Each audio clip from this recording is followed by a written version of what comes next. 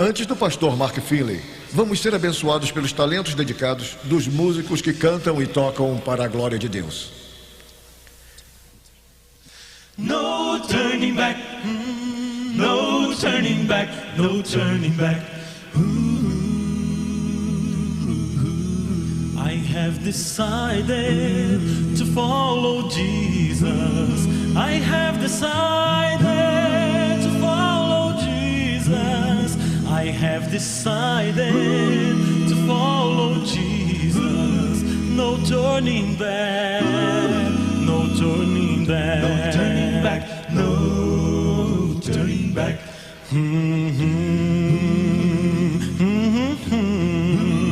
Don't no one join me, till I will follow. Don't no one join me, till I will follow. Don't no one join me, till I will follow. No turning back, no turning back, no turning back, no turning back. The world behind me, the cross before me. The world behind me, the cross before me. The world behind, the cross before me. No turning back, no turning back, no turning back, no turning back, no turning back.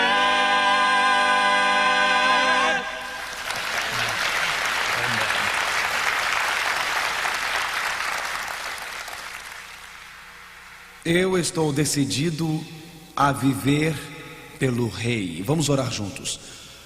Pai do céu, coloque essa decisão em nosso coração hoje.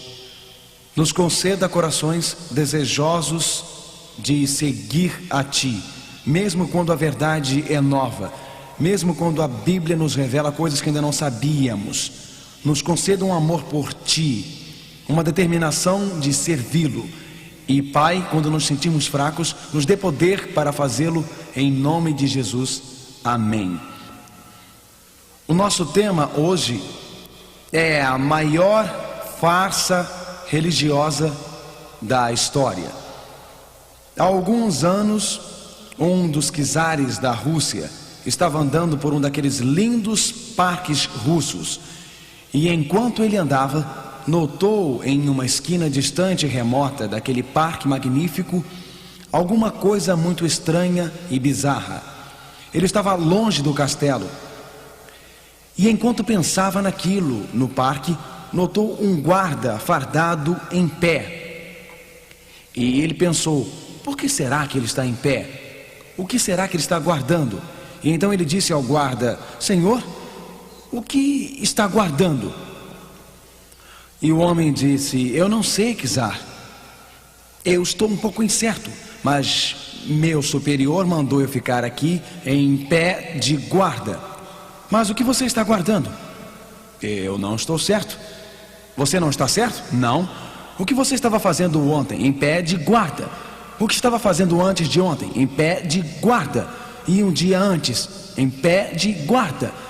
Mas o que você está guardando? Eu não sei, senhor. Mas eu obedeço ordens e fui instruído para vir aqui e montar guarda. É o que eu estou fazendo. O czar era um homem muito inquisitivo. E então, uma vez que ele viu aquele homem montando guarda e imaginando o que ele estava fazendo, ele começou a investigar nos arquivos da corte. E nenhuma pessoa na corte sabia porque o guarda estava de guarda lá. Mas sabiam o seguinte: que esta ordem havia sido passada pelos seus superiores, que receberam de seus superiores, que por sua vez receberam dos superiores deles. Eles começaram a investigar o passado e viram que todo dia ali havia esta ordem para alguém montar guarda naquele ponto do jardim. Ao começarem a estudar isso, eles abriram as arcádias, onde estão arquivos antigos da corte, e para surpresa deles, descobriram o seguinte: cerca de 100 anos antes, Catarina a Grande recebeu um buquê de rosas de presente de aniversário. E uma vez que era um pequeno buquê de rosas, apenas um singelo buquê de rosas, a corte não queria que ninguém passasse nela e tropeçasse. Então, 100 anos antes, foi passada uma ordem. Diziam os arquivos da corte, e a ordem era a seguinte: fique de guarda das pequenas rosas. Só que essas rosas já haviam morrido há muito tempo. Mas, uma vez constatado nos arquivos da corte, aquela tradição foi seguida sem ninguém averiguá-la, sem ninguém explorá-la, sem ninguém investigá-la, porque todo o mundo sempre a obedeceu. Poderia ser que uma antiga tradição tenha vindo para a igreja cristã? Poderia ser que dentro da igreja cristã tenha entrado um regulamento feito pelo ser humano, em vez de um regulamento feito por Deus, que na verdade não estudamos, não exploramos, que uma geração após a outra simplesmente aceitando que este era o comando de Deus. Poderia ser que a igreja cristã de hoje está na verdade guardando, e algumas delas lutando por uma tradição antiga? Não seria obra do diabo nos confundir? Não seria obra do diabo substituir uma verdade por uma mentira? Trazer uma tradição para a igreja cristã? Jesus, na época, discutiu os fatos de que alguns líderes religiosos haviam aceitado uma tradição. Na verdade, Jesus estava preocupado com os líderes religiosos em sua época. Ele disse em Marcos 7, versículo 9, e dizia-lhes: bem invalidais o mandamento de Deus. Leiam comigo, por favor. Para guardardes a vossa tradição. Na época de Jesus, não é que estes líderes religiosos eram maus, não eram homens perversos, era mais que na época de Jesus, no século I, que rejeitaram o mandamento de Deus porque foram enganados, porque foram mal guiados e aceitaram as tradições no lugar das palavras de Deus. Poderia ser que na última parte de sua história, Satanás queria colocar uma falsidade. Poderia ser que nos últimos dias da história, Satanás desejava infiltrar a igreja cristã com mandamentos dos homens e não com mandamentos de Deus, com as tradições dos homens e não com os mandamentos de Deus. A Bíblia deixa bastante claro que quando Paulo diz em 2 Timóteo 2, versículo 15, leiam comigo, por favor. Procura apresentar-te a Deus aprovado. Deus disse para você e para mim: procura apresentar-te a Deus aprovado. Deus disse: leiam a Bíblia sozinhos. Deus disse: estudem sozinhos. Deus disse: leiam a palavra de Deus pessoalmente, ou poderá ser enganado por uma tradição.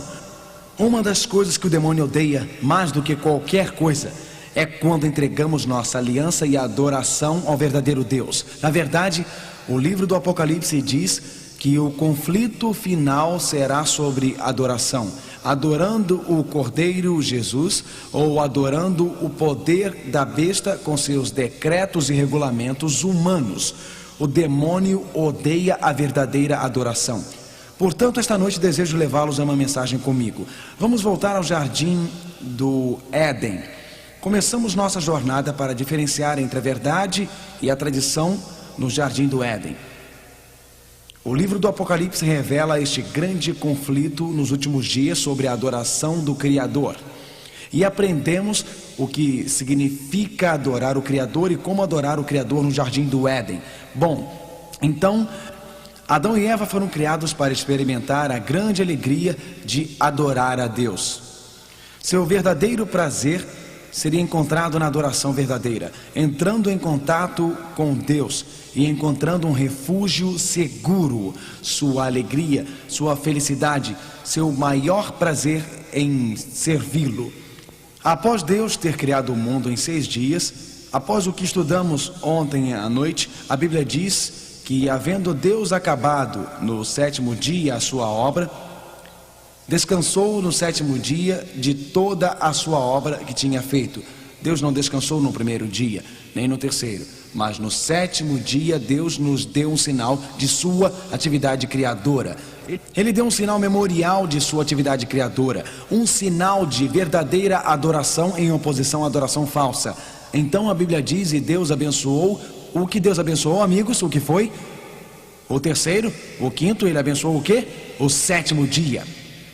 E o santificou porque Deus descansou de todo o seu trabalho que Deus criou em Gênesis 2, versículo 2 e 3. Portanto, após Deus ter criado o mundo em 6 dias, Ele separou o sétimo, e Deus descansou no sétimo dia. Deus abençoou o sétimo dia. Deus santificou e separou o sétimo dia. O sétimo dia era um sinal de lealdade, um sinal de aliança, um sinal de adoração do verdadeiro e genuíno Deus do universo. Quando Deus entregou a Moisés os 10 mandamentos, ele escreveu aquelas leis com o seu próprio dedo sobre uma placa de pedra, para nunca ser anulada, para nunca ser apagada, para nunca ser mudada. O que dizem aqueles mandamentos? Lembrem-se do sábado e o mantenham sagrado. E grande parte do mundo esqueceu. Grande parte do mundo esqueceu o único mandamento que se refere à adoração, o único mandamento que se refere à aliança a Deus, o único mandamento que se refere à homenagem ao nosso Criador. E o mandamento do sábado poderia ser que Satanás teria atacado o sábado, poderia ser que Satanás tentaria colocar na igreja cristã uma farsa, poderia ser que Satanás tentaria colocar na igreja cristã uma tradição dos homens para esconder o verdadeiro sábado do povo de Deus. Poderia ser que este sinal, o sábado do sétimo dia, a Bíblia diz em Êxodos 20, versículo 8 a 10, lembra-te do dia do sábado para o santificar do Senhor nosso Deus. O sétimo dia é o sábado do Senhor, não o sábado dos judeus. Na verdade, a Bíblia diz no livro de Ezequiel 20, versículo 12: e também lhes dei os meus sábados para que servissem de sinal entre mim e eles. Portanto, o sábado de Deus foi dado a Adão e Eva no jardim do Éden, centenas de anos antes da existência da raça judia. Algumas pessoas dizem que o sábado é judeu, mas Adão e Eva não eram judeus. A Bíblia diz, na verdade, que quando Deus criou a raça humana, Ele separou o sábado. Os 10 mandamentos foram dados apenas para os judeus: não matarás, não roubarás, não cometerás adultério. Não, foram dados para toda a raça humana. E quando a Bíblia diz lembre-se do sábado, é para toda a raça humana, é um memorial de Deus à criação. Na verdade, Jesus, como na Bíblia diz, como era seu costume, Lucas 4, verso 16, entrou na sinagoga no sábado. Na verdade, Cristo apontou os seus seguidores para a frente. Após a cruz, em 7 depois de Cristo, quando Jerusalém seria destruída, e Cristo disse: fujam de Jerusalém, em 7 depois de Cristo, e não era sábado. Por que ele diria isso? Se seus seguidores mais próximos não guardassem o sábado. Na verdade, o próprio Jesus disse em Marcos 2, versículo 27, o sábado foi feito por causa do homem, e não o homem por causa do sábado. O sábado foi feito para toda a raça humana. Eu prefiro aceitar o que Jesus disse do que o que algum ser humano escreveu em um livro.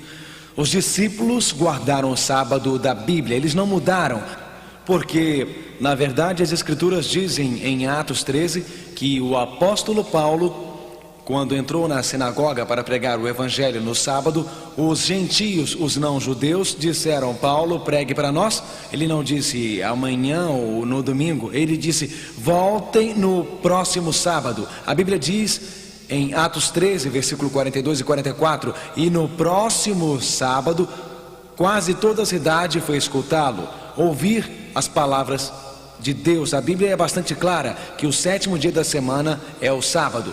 O dia que chamamos sábado, adoro isso neste texto da prosa. O que diz a Bíblia? A Bíblia é abençoada para mim.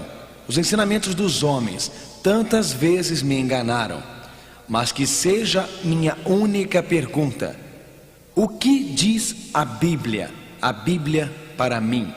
Esta noite quero apenas o que a Bíblia diz, e quanto a vocês, amigos, apenas o que escreveu Deus em suas palavras. A profecia revela que Satanás tentaria mudar a lei de Deus. Venham comigo esta noite às antigas profecias do livro de Daniel.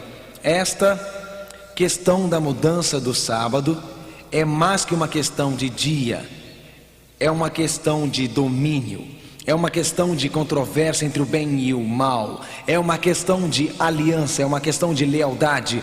É uma questão de conflito entre Cristo e Satanás. Há um grande enganador no universo que tentou substituir um sábado falso para romper a nossa aliança com o nosso Deus. Daniel, o profeta, previu que isto ocorreria. Vamos voltar aos antigos escritos de Daniel. Uma noite, Daniel foi dormir e, ao dormir, viu surgir à sua frente... Bem, vamos ler. Eu estava olhando na minha visão da noite e eis que os 4 ventos do céu combatiam no mar grande. E Daniel continua.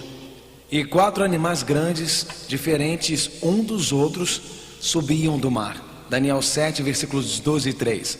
Então Daniel diz... Eu vi uma paisagem de ventos, o vento batia sobre as ondas em fúria, e 4 animais surgiram, uns diferentes dos outros. Algumas pessoas acham que não podem entender as profecias, que são simbólicas demais, que é um trabalho de adivinhação. Mas quando Deus nos dá estas profecias, Ele nos explica estas profecias. Vocês se lembram, se têm participado desta série desde o início, que em Daniel capítulo 2, Daniel descreve uma imagem com 4 metais, a cabeça de ouro, o tronco e os braços de prata, as coxas de cobre e as pernas de ferro, e os pés de ferro e barro. Deus então descreve uma pedra cortada sem mãos que destruiu a imagem. Estudamos isso num encontro anterior. Por isso é tão importante virem a todas as noites, porque uma apresentação é uma continuação da outra. Havia 4 metais, ouro, prata, cobre e ferro, representando as 4 grandes nações: Babilônia, Medo-Pérsia, Grécia e Roma. Os 10 dedos da imagem, é claro, como estudamos, representam as 10 divisões de Roma. Em Daniel 7 não temos 4 metais, temos 4 animais. Daniel olhou para fora e viu estes animais surgindo do mar. Como interpretar isto? O que isso significa? Não precisamos interpretar pessoalmente, podemos ler a Bíblia. E em Apocalipse 17, versículo 15 diz: o mar representa os povos, as águas que viu representam os povos, nações e línguas. Algumas vezes temos uma expressão em inglês onde dizemos um mar da humanidade ou um mar de rostos. Portanto, na profecia da Bíblia, quando leem sobre o mar, estão lendo sobre a humanidade e povos. O vento, Jeremias 49, versículos 36 e 37, diz que o vento representa conflitos, confrontos ou guerras. Um furacão causa destruição. Um ciclone causa destruição. Tornados causam destruição. Portanto, quando vêm ventos soprando no mar, estão vendo guerras, conflitos ou confrontos entre os povos. E quanto aos 4 animais, Daniel 7, versículo 17 diz: estes grandes animais, que são 4, são 4 reis que se levantarão da terra. Portanto, animais surgindo de paisagens de ventanias, uma nação enfrentando outra nação no contexto de guerras ou confrontos. Daniel começa a descrever estas nações. Ao estudarmos o sonho que Daniel teve, ele nos leva pelo fluxo dos tempos. Novamente, como a imagem de Daniel, também com a cabeça de ouro, tronco e braços de prata, coxas de cobre e pernas de ferro, ele nos faz ir à Babilônia, Medo-Pérsia, Grécia e Roma. Ele nos leva à divisão do Império Romano e nos leva ao início do cristianismo, quando Satanás tentou colocar um compromisso na igreja cristã e Daniel previu que uma mudança no sábado seria tentada pelos homens e Daniel nos advertiu. Uma das profecias mais fantásticas e extraordinárias, mais impressionantes profecias da Bíblia, e vocês podem ler com seus próprios olhos. Vamos procurar esses animais proféticos. O primeiro animal era como um leão e tinha asas de águia. Eu olhei até que suas asas foram arrancadas e foi levantado da terra e fizeram com que ficasse sobre 2 pés como um homem. E um coração de homem foi dado a ele. Daniel 7, versículo 4. O leão é um símbolo apropriado da Babilônia. Na verdade, se observar as ruínas antigas da Babilônia e as descobertas arqueológicas, vocês notarão que um leão com asas de águia era um símbolo bastante comum na Babilônia. Como a imagem de Daniel também tinha uma cabeça de ouro, o rei dos metais, Também o leão com asas de águia, o leão, o rei dos animais, asas de águia, a águia, a rainha das aves. Portanto, ouro representando a Babilônia. O leão com asas de águia, como vemos na arqueologia, tantos leões com asas de águia guardando a Babilônia. O grande leão que os arqueólogos encontraram no pátio da Babilônia, o leão na parede com asas de águia, o leão das moedas. Na verdade, Isaías e Jeremias dizem: Babilônia, tens um rugido de leão.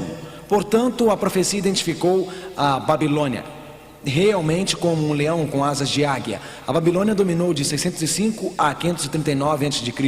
Algumas vezes hoje não denominamos nações com nomes de animais.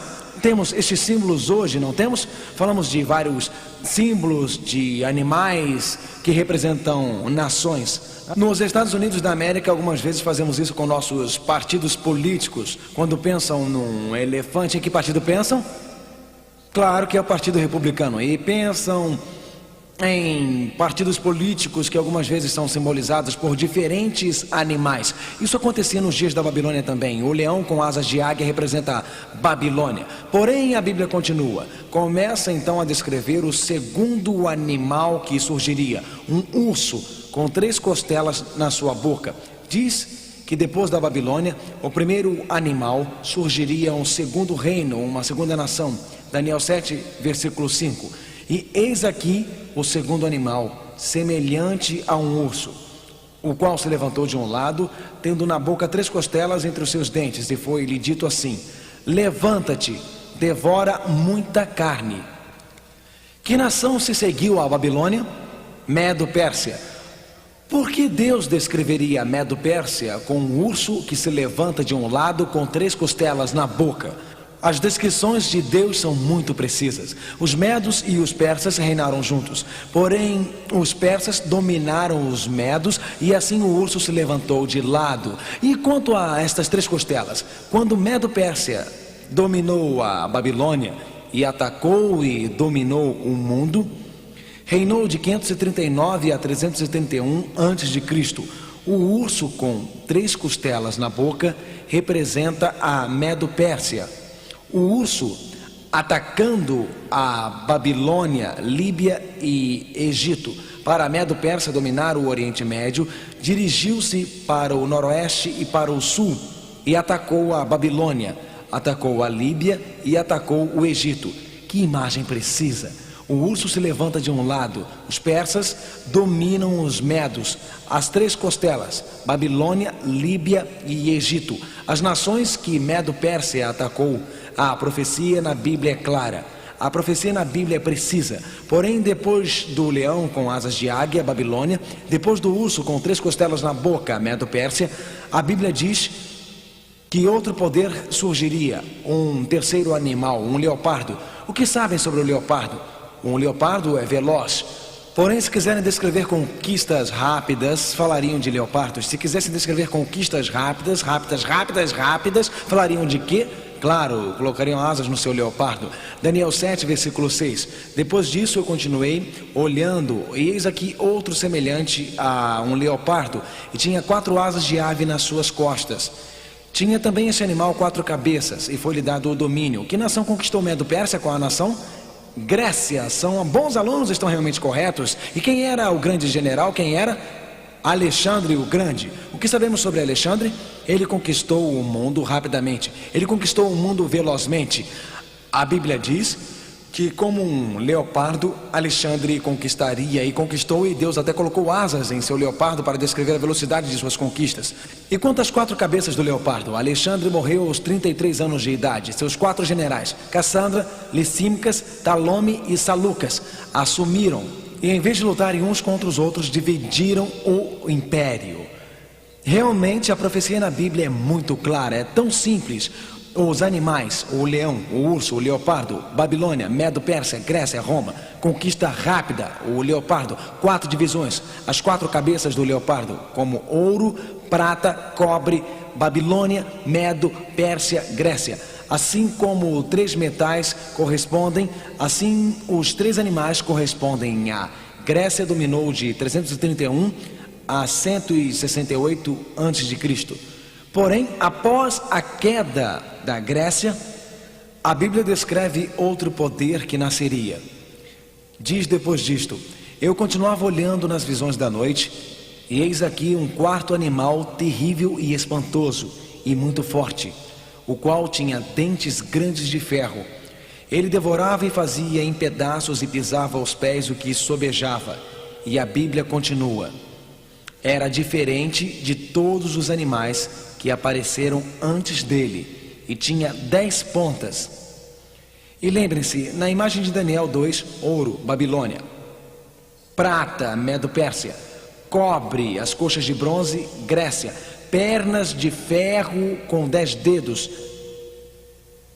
Em Daniel capítulo 7, o leão com asas de águia, Babilônia; o urso com 3 costelas, Medo-Pérsia; o leopardo com 4 cabeças e asas, Grécia; e um quarto animal que surge não com pernas de ferro, mas com dentes de ferro e garras de ferro e 10 pontas. As pernas de ferro têm 10 dedos, o animal com dentes de ferro, ou o animal de dentes de ferro, bom, não importa, o animal dos dentes de ferro. Alguém vai me corrigir depois, não se preocupe. Bom, o animal com dentes de ferro tinha 10 pontas. Babilônia, Medo-Pérsia, Grécia e Roma, descritas sucessivamente, uma após a outra. Mas é aqui que a profecia se torna tão fascinante. Roma dominou de 168 a 476 depois de Cristo. E depois, é claro, quando o Império Romano desmoronou, pernas de ferro, 10 dedos, animal de dentes de ferro com garras de ferro, com 10 pontas. E quanto às 10 pontas, daquele mesmo reino se levantarão 10 reis.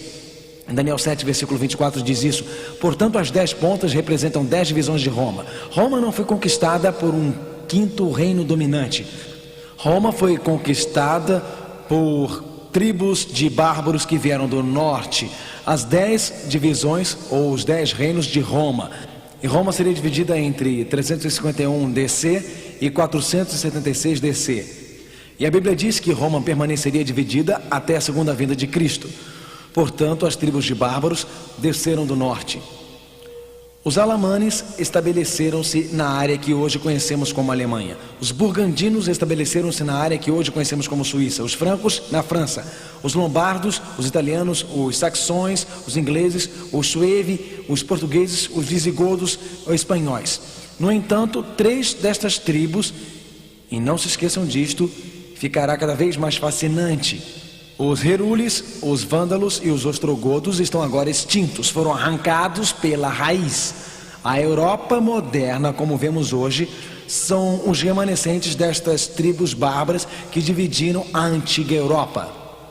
Na verdade, todos os países da Europa de hoje, como estamos vendo, podem rastrear sua origem, suas raízes nas profecias de Daniel.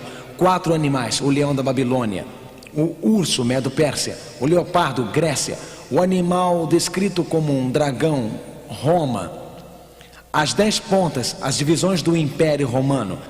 Agora estamos nos primeiros séculos, e Roma, a Roma pagã, dominava durante a época de Cristo. Era por um decreto de César que levou a família sagrada de Nazaré para Belém, que o mundo todo conhece. Pilatos, o governador romano que julgou Cristo, soldados romanos pregaram Jesus Cristo na cruz, e soldados romanos guardaram seu túmulo. Os romanos dominaram de 168 AC a cerca de 351 DC, mas naqueles primeiros séculos o império se desmoronou, os 10 dedos e as 10 pontas.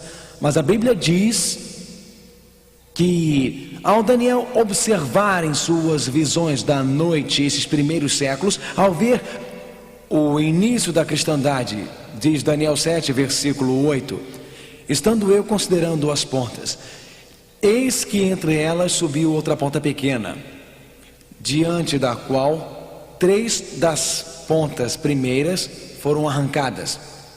Daniel disse: eu olhava as pontas, olhava a divisão de Roma, olhava o Império Romano, estudava Roma, e surgiu entre as 10 pontas nos primeiros séculos um pequeno poder de ponta. Agora observem este pequeno poder de ponta. A Bíblia descreve o que aconteceria. E eis que nesta ponta havia olhos, como olhos de homem. Uma ponta é um símbolo de poder. As 10 pontas eram símbolos de poder político.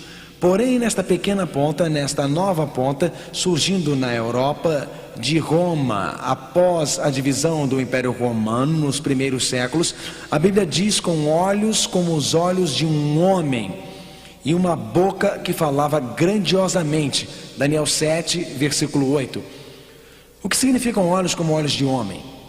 Na profecia da Bíblia, um profeta é algumas vezes chamado de o quê? Alguém sabe o que é? Um vidente. Por que um profeta é chamado de vidente? Porque um profeta vê o futuro com olhos de Deus. Portanto, na Bíblia, olhos são símbolos de sabedoria. O profeta tem olhos de Deus, ou visões de Deus, pode ver o futuro e, portanto, o profeta fala com sabedoria divina.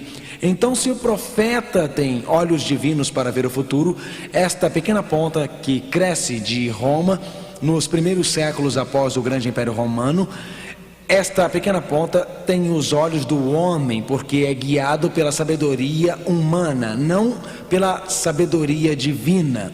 É guiado pelo que o homem diz, não pelo que o nosso Senhor diz. E diz dele, surgirá outro depois dele. Ou seja, após os 10. Portanto, este poder surge entre os 10 na Europa Ocidental, em Roma. Surge após o desmembramento do Império Romano. Porque diz dele, portanto, em certo momento, nos primeiros séculos, será diferente dos primeiros. As primeiras 10 pontas eram poderes políticos, porém a Bíblia diz, não poderá ser, o que a Bíblia diz? E será diferente, portanto este poder surgido de Roma, não poderá ser um poder político, porque é diferente. Os primeiros eram políticos, só pode ser um poder religioso. O Império Romano está se desmembrando, e um poder religioso surgiria de Roma. Eu fico pensando, a história nos diz que isto aconteceu. Este pequeno poder da ponta que surgiria entre as 10 pontas que surgiu de Roma, surgiria após as 10 pontas, após o desmembramento de Roma. E seria diferente das 10 pontas. Não apenas um poder político, mas na verdade seria um poder religioso. Substituiria 3 reinos. Lembra os Herules, os ostrogodos e os vândalos extintos, porque não aceitaram a fé de Roma que surgiu durante esses primeiros séculos. E teria olhos como os do homem. Substituiria a tradição humana, substituiria os mandamentos do homem pela sabedoria de Deus. Qual é este poder? Que poder surgiu nestes primeiros séculos? Vamos ver o que os historiadores nos dizem, o que a história nos revela. Esta noite queremos rever a história. Lemos a Bíblia, lemos as profecias, queremos que a história nos diga o que estava acontecendo enquanto Roma se desmembrava. O que aconteceu quando as tribos bárbaras chegaram a Roma. Vamos deixar que a história nos dê a resposta. E eu cito: das ruínas do Império Romano, gradualmente surgiu uma nova ordem de estados, cujo ponto central era a sede papal.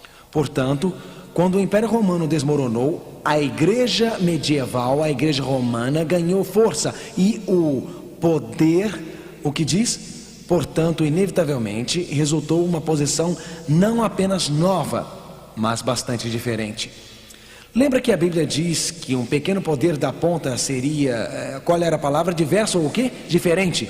Aqui na igreja ou igrejas, a história monumental do cristianismo, páginas 43 e 44, e diz que a igreja romana cresceria do Estado romano e que seria bem diferente da anterior. Mas o que a Bíblia tem a dizer sobre este pequeno poder da ponta? Este poder religioso e político surgindo de Roma. O que a Bíblia diz que tentaria fazer? Ele proferirá palavras contra o Altíssimo e destruirá os santos do Altíssimo e cuidará em mudar os tempos e a lei. Este poder tentaria mudar todas as leis do nosso Senhor. Esse poder tentaria ou pensaria que tinha autoridade de mudar as leis de Deus. A Bíblia diz que os santos ou o povo de Deus, eles serão entregues na sua mão por um tempo, e tempos a metade de um tempo. Daniel 7, versículo 25. E assim, durante a Idade Média, a igreja medieval traria ensinamentos substitutos para a igreja. Muitas centenas de milhares aceitaram o falso no lugar do genuíno. Daniel 7, versículo 25, leiam comigo, por favor. E cuidará em mudar os tempos e a lei. Só existe um mandamento que tem a ver com o tempo, e é um mandamento do sábado. Ele mudaria os tempos na lei, mudaria os tempos e a lei. Eu fico pensando, como isto aconteceu? Como isto aconteceu? Poderia Satanás ter tentado introduzir um ensinamento falso na igreja? Poderia Satanás ter introduzido um sábado substituto há tantos séculos atrás? Poderíamos estar observando uma tradição semelhante àquela guardada na época do czar, na antiga Rússia? Eu fico pensando, como isto aconteceu? O apóstolo Paulo estava muito preocupado, e o apóstolo Paulo nos avisou sobre o afastamento da verdade. O apóstolo Paulo nos avisou sobre a substituição do falso pela verdade. Ouçam o que Paulo disse. Ele disse: olhai, pois, por vós e por todo o rebanho sobre o que o Espírito Santo vos constituiu bispos, para apacentardes a igreja de Deus, que ele resgatou com seu próprio sangue. E Paulo disse: ouçam, porque surgirá entre vocês, entre seu rebanho haverá perseguição cruel. A Bíblia diz que lobos cruéis surgirão entre vocês e não perdoarão ao rebanho. Isto aconteceu, a igreja cristã foi perseguida, não foram queimados na fogueira, não foram lançados aos leões, o sangue dos cristãos não foi derramado. Porém, quando Satanás viu que não poderia destruir a igreja pela perseguição, Paulo disse: não estou só preocupado com os lobos cruéis, não estou só preocupado com a perseguição externa, pois estas são as palavras do apóstolo. Estas são as palavras de Paulo para os primeiros líderes cristãos. Ele disse que dentre nós mesmos, Paulo reuniu os líderes cristãos e disse: entre vocês mesmos, dentro da igreja cristã, ele disse, dentre vós mesmos se levantarão homens que falarão o quê? Coisas perversas. O que significa perversa? Torta, falsa, enganadora. Paulo disse: não estou só preocupado com o que acontece com a perseguição externa, mas estou preocupado com o que acontece entre vocês, quando coisas perversas são ensinadas dentro da igreja, quando o falso é aceito como realidade. Na verdade, Daniel diz em Daniel 8, verso 12, que a verdade de Deus cairá por terra. Novamente vamos recorrer à história. A história nos diz que nestes séculos 300, 400, 500 depois de Cristo, que direitos e tradições entraram para a igreja. Isto é o que a história diz. Eu estou citando: no intervalo entre os dias dos apóstolos e a conversão de Constantino, ritos e cerimônias que nem Paulo nem Pedro ouviram falar, silenciosamente tornaram-se uso comum. E então alegaram a patente de instituições divinas. A igreja antiga, páginas 6 e 7. Portanto, algo penetrou silenciosamente na igreja. Poucas pessoas perceberam o que estava acontecendo. Poucas pessoas perceberam o que havia ocorrido. Porém, estas tradições penetraram silenciosamente na igreja e depois alegaram a patente de instituições divinas em uma geração após a outra. Na verdade, foram aceitas. A propósito, quantas pernas tem uma aranha? Sabiam que em 350 a.C., Aristóteles, o grande filósofo, disse que uma aranha tem 6 pernas? E por 20 séculos, porque Aristóteles disse, todos acreditaram. E ninguém se deu o trabalho de contar.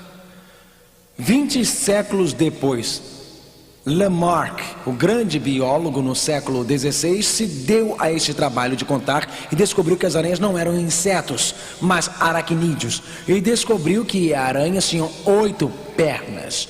Mas você não duvida de Aristóteles. Se Aristóteles disse, então é assim que é. E a questão da mudança do sábado? É uma questão de contar, é uma questão de lealdade, é uma questão de obediência, é uma questão de farsa ter sido introduzida na igreja nos primeiros séculos. Ora, Daniel previu a mudança. Ele disse: cuidará em mudar os tempos. E o que, amigos? As leis. Daniel 7, versículo 25. Daniel previu as mudanças. Vamos olhar os registros da história e os registros da igreja. Vamos olhar a igreja medieval. A igreja medieval alega que mudou o sábado da Bíblia. Sabem, eu fui criado em uma adorável casa católica romana. Eu ajudei o padre no altar durante a minha infância. Mas ao começar a estudar essas profecias, cuidará de mudar os tempos e as leis, eu recorri ao meu catecismo, aos primeiros ensinamentos da igreja. Sabe o que um dos mais famosos autores romanos na América, James Cardinal Gibbons, que viveu no século XIX, disse? Foi isso que ele disse. Ele disse: poderá ler a Bíblia do Gênesis ao Apocalipse e não encontrará uma única linha autorizando a santificação do domingo. E ele continua: as escrituras reforçam a observação religiosa do sábado. E neste ponto concordo totalmente com James Cardinal. As escrituras reforçam a observação religiosa do sábado. Podem encontrar isto na Fé dos Nossos Pais, página 89. Um cardeal católico disse isto. No Catecismo da Conversão, a conversão do Catecismo de Peter Gierman, em 1948, por favor, leiam. Sabem que este catecismo foi usado para centenas de milhares de católicos convertidos entrando para a Igreja Católica. A pergunta: qual é o dia do sábado? Resposta: sábado é o dia do sábado. O catecismo diz que sábado é no sábado. Pergunta: por que observamos o domingo e não o sábado? E isto é o que o catecismo diz. Resposta: porque a Igreja Católica transferiu a solenidade de sábado para domingo. Estão vendo? Isso não foi feito sem pensar. Para pessoas honestas, para pessoas que querem realmente saber, o catecismo é bastante claro. A igreja transferiu o dia do sábado para o domingo. Eis a enciclopédia católica. Podem procurar em qualquer biblioteca.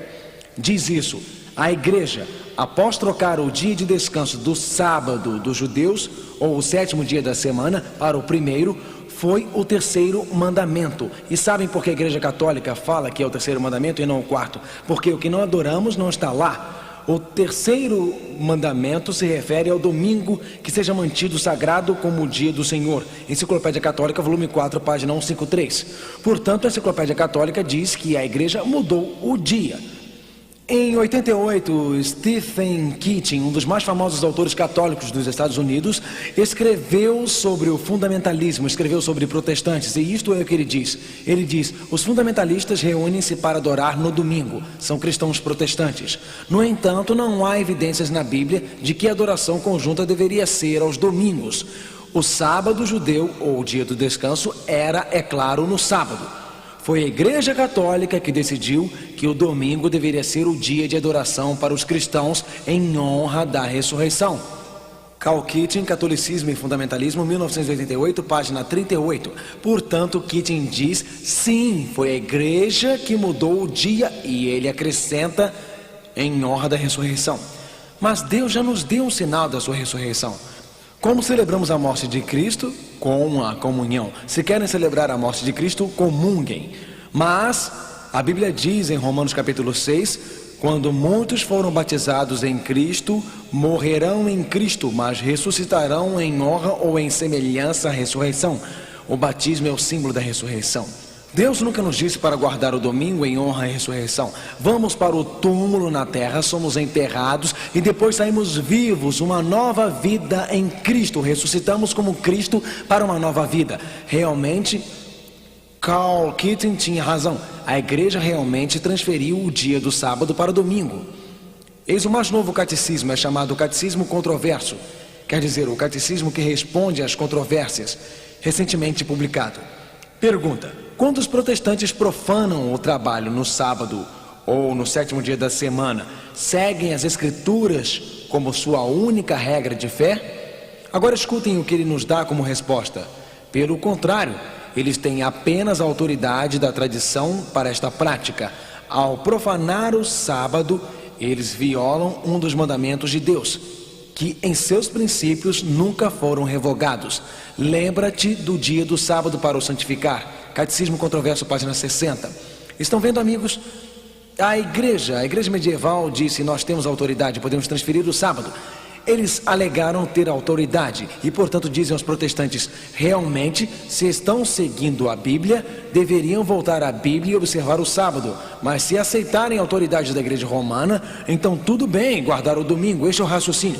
E quando Martim Lutero, o famoso teólogo alemão, estava discutindo com o Dr. Eck na Reforma, estava discutindo sobre a Bíblia e apenas a Bíblia. Escutem os argumentos que o Dr. Eck usou contra Martim Lutero. Dr. Eck, o teólogo católico, discutiu com Lutero e foi isto que ele disse. Estou citando de cânone e tradição, o famoso registro histórico deste evento. A autoridade da igreja não poderia estar presa à autoridade das escrituras, porque a igreja havia mudado o sábado para domingo, não por um comando de Cristo, mas por sua própria autoridade. Cânone e Tradição, página 263. Dr. Eck argumentou assim.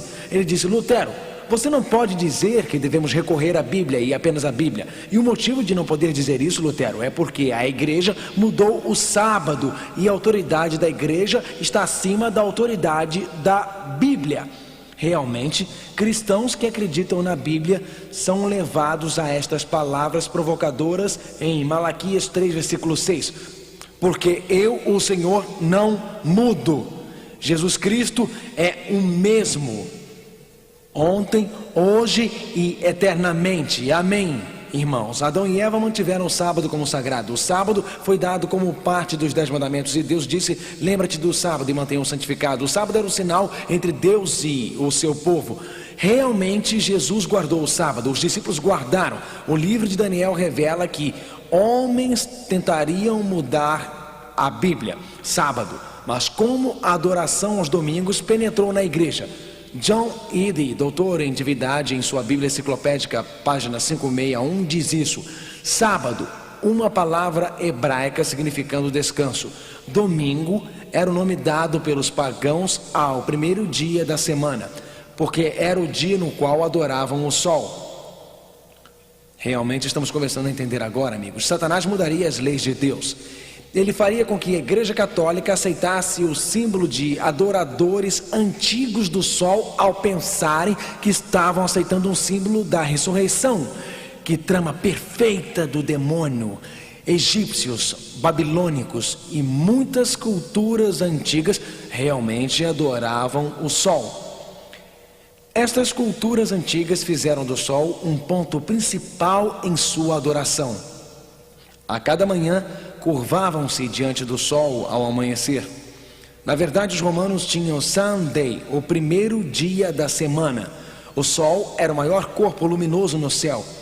Portanto, muitas culturas antigas o adoravam. Em Petra, a antiga cidade pagã dos Idimitas, uma cidade encravada na pedra, a cidade rosada do sol.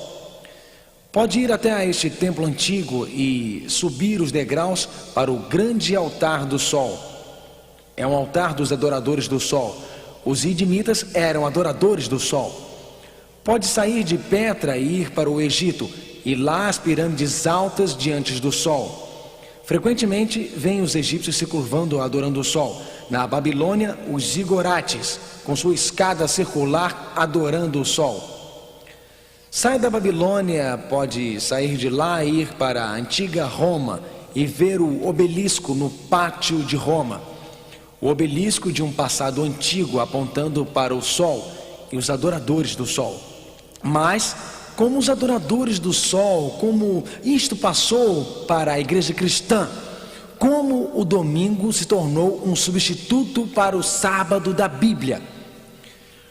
O Império Romano estava se desmoronando. Naquela época, em 300, 400, 500 depois de Cristo, o Império estava se desfazendo completamente. E enquanto o Império se desfazia, muitos judeus se rebelaram contra Roma. Muitos romanos acreditavam que o cristianismo era apenas uma seita judia. Portanto, eis o processo. Os judeus estavam sendo perseguidos. Alguns líderes cristãos queriam se distinguir dos judeus, porque tanto os cristãos quanto os judeus observavam o sábado da Bíblia. Portanto, alguns líderes queriam se diferenciar dos judeus, e assim começaram a guardar o primeiro dia da semana no século II, uma vez ao ano, em honra à ressurreição, para se diferenciarem dos judeus. Mas, cada vez mais as perseguições se tornaram mais cruéis.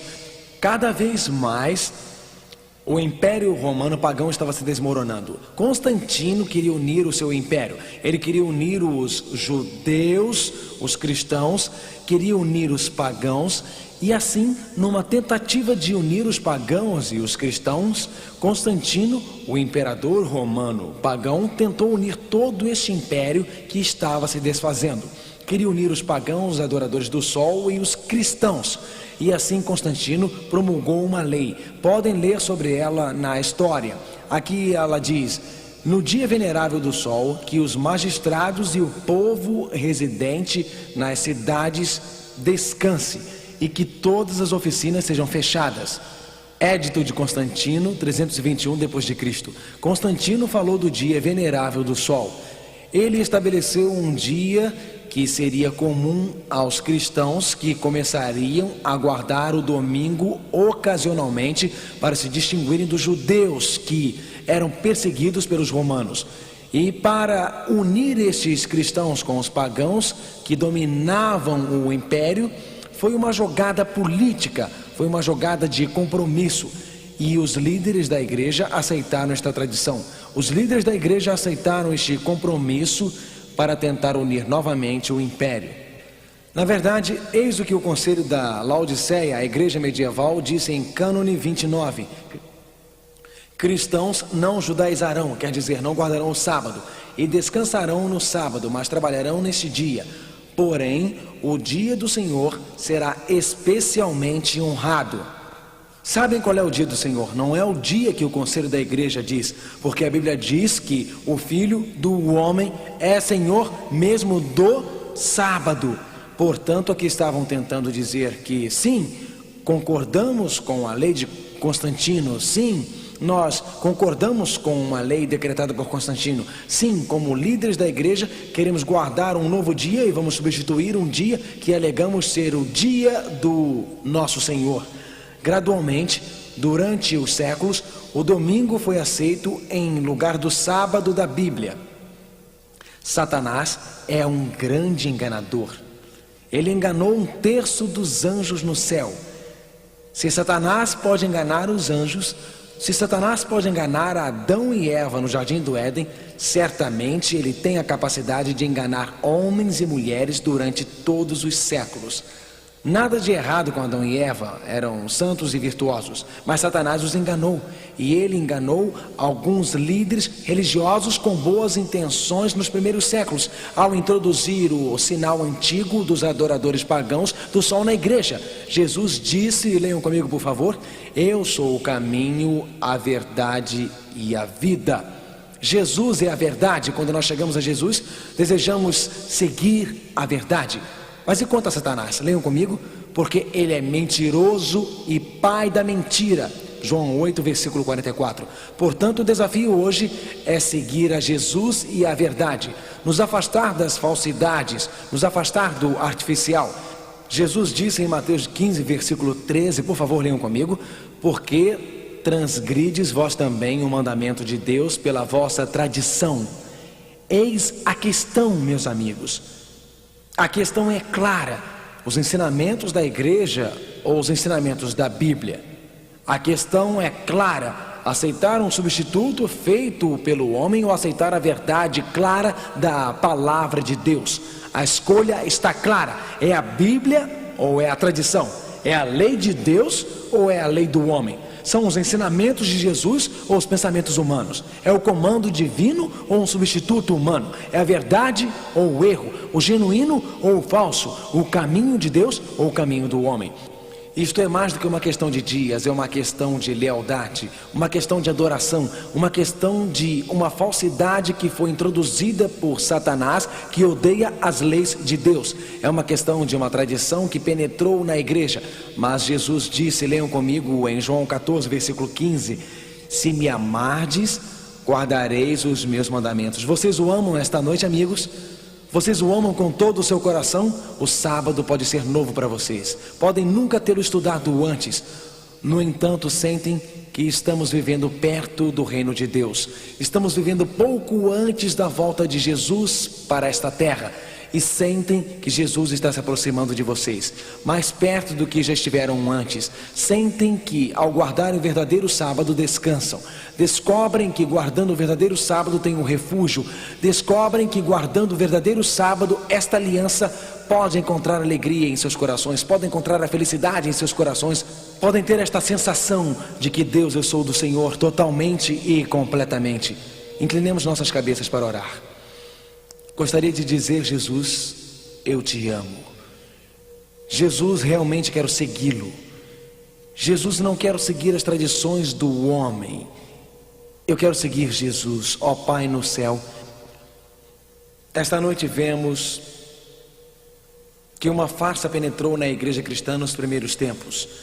Vemos que líderes religiosos com boas intenções se comprometeram.